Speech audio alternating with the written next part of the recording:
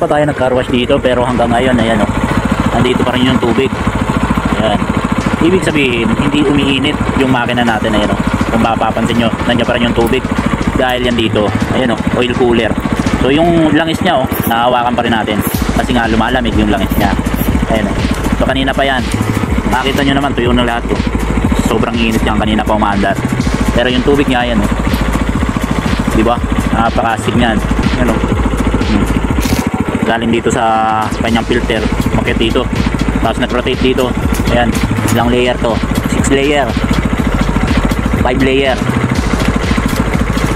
4 layer lang pala. Ayan o. Tapos saka siya tumawid dito sa kanyang rock rod dito sa kabuuan ng head. Pero tingnan nyo, malamig pa rin ang makina. Ayan o.